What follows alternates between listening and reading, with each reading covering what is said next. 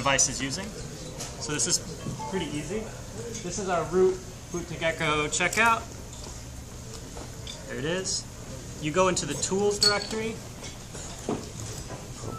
and you run this program get about memory.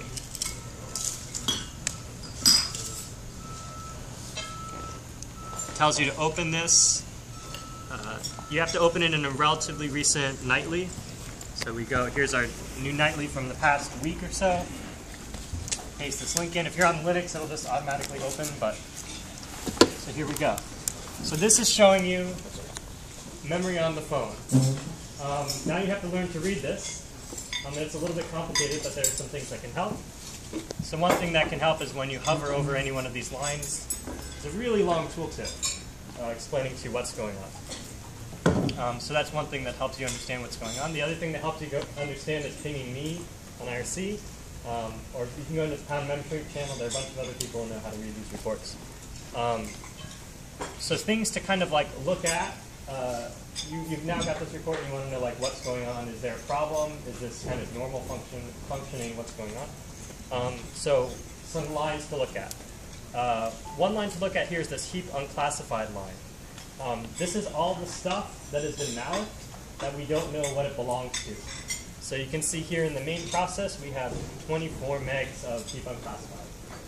That's more than we would like, and we have bugs and tools to help us reduce this. So when we see, one kind of class of bug that we see in boot to gecko that's bad is really high heap unclassified. I have no idea where the hell all my memory is going. That's a bad bug, and you should file it. And particularly if you have steps to reproduce that work on desktop, we really want to hear about that kind of thing. So other things that you can do to kind of understand this. If you scroll down, one of the numbers here is this resident and resident unique.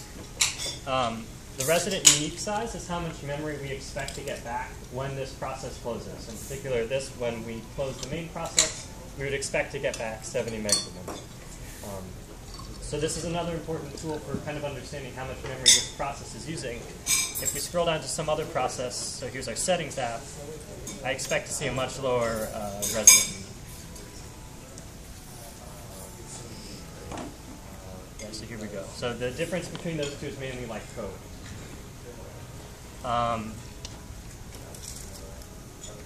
So you've got this report, you see that something is wrong, or that you don't understand something and you want to send the report to somebody who actually knows what's going on and to help you understand what you can do to fix it, or can tell you that there's no problem at all. How do you do that?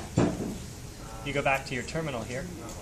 It said that we pulled this file into about memory -1.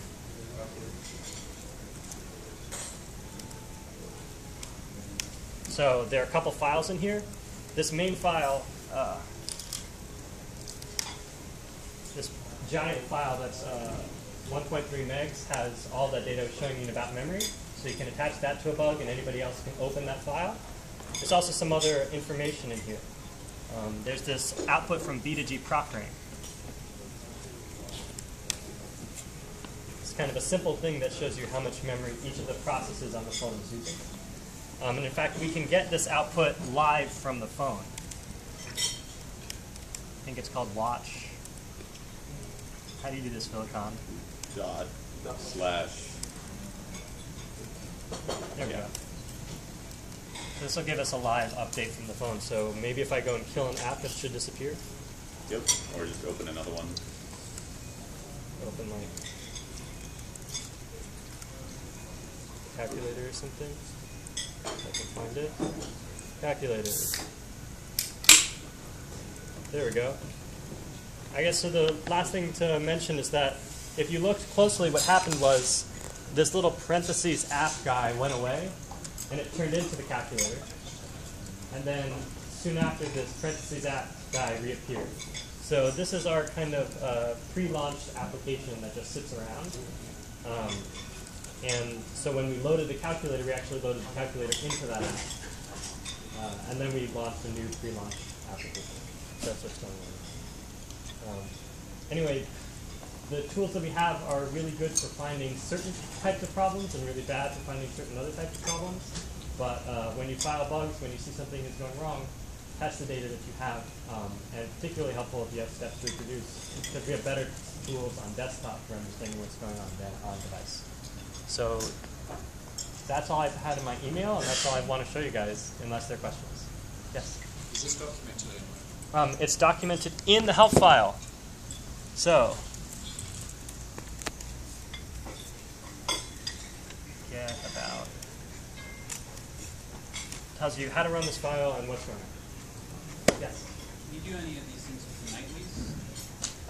With the nightly builds on the phone. All of these things you can do with a nightly build on the device. Yes? So, like, what common things you would see in the account memory report that reply to this file? Like, what are they look out for? So one of the things about Can you memory repeat the is, question? so yes, his question is, what are the things that you look for in about memory that would signal a problem? About memory is sorted. So in general, you look for things near the top.